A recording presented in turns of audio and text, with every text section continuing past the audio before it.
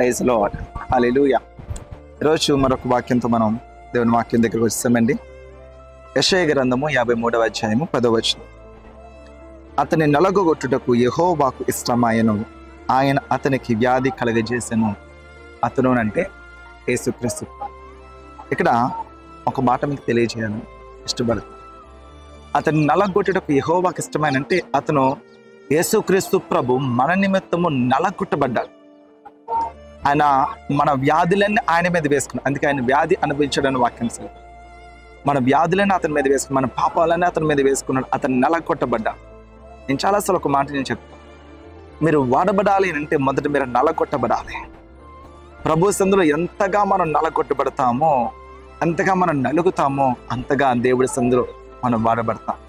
చాలామంది నలగొట్టబడ్డానికి అంటే ప్రభు కొరకు కష్టమైన ఇరుకైనా, అవమానాలైనా, నిందలైనా, హేళన ఏది చేసినా సరే దాన్ని తట్టుకొని ధీటుగా నా ప్రభు చూసుకుంటున్నాడు అన్న విషయాన్ని వారు నిలబడి ఎదుర్కొంటారు. చూడండి, దాన్ని నలగొట్టబడుట.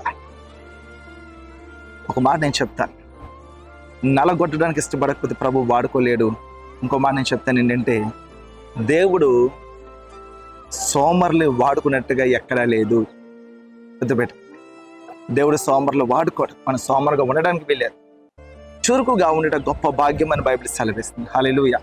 సో కాబట్టి మనము దేవుడి సన్నిధిలో ప్రతి విషయంలో కూడా మనం కష్టపడడానికి, పరిగెట్టడానికి మనం సిద్ధంగా మనం ఉండగలిగితే దేవుడు మనల్ని వాడుకుంటాడు. యేసుక్రీస్తు ప్రభువే నలగొట్టబడడానికి ఇష్టపడ్డాడు. చాలా మంది చాలా విషయాలు అనుకుంటారు, అయినా సరే ప్రభు కొరకు మనం ముందుకు వెళ్తాం. ఈరోజు మీరు క్రీస్తు యొక్క ఆశీర్వాదం, దేవుని యొక్క ఆశీర్వాదంలో ఉండాలి. అయితే దేవుని యొక్క చిత్తంలో నేను నడవాలి, ఆయన పరిచర్య చేయాలి, నా సాక్ష్యాన్ని కాపాడుకోవాలనుకుంటున్నారా? మీరు నలగొట్టబడడానికి ఇష్టపడాలి.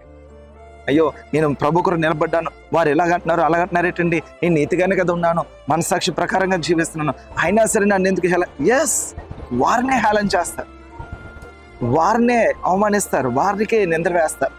యేసు ప్రభుకి ఎన్నో నిందలు పడ్డాయి. సో కాబట్టి మనం నలగొట్టబడడానికి ఇష్టపడాలి.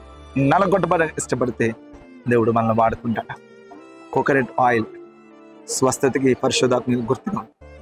ఆ కోకోనట్ కొబ్బరి అది క్రష్ చేయబడుతుంది, అది నలగొట్టబడుతుంది. అందులోంచి వచ్చే ఆయిల్ అది పరిశుద్ధతకి గుర్తు. నూనె రాసి ప్రార్థన చేసే రోగి స్వస్థత కలుగును. అది నలగొట్టబడ్డానికి, క్రష్ చేయబడ్డానికి ఇష్టపడకపోతే ఆయిల్ వచ్చేదే కాదు. అలాగే యేసుక్రీస్తు ప్రభు శిలువలో ఆయన నలగొట్టబడ్డ, క్రష్ చేయబడ్డాడు.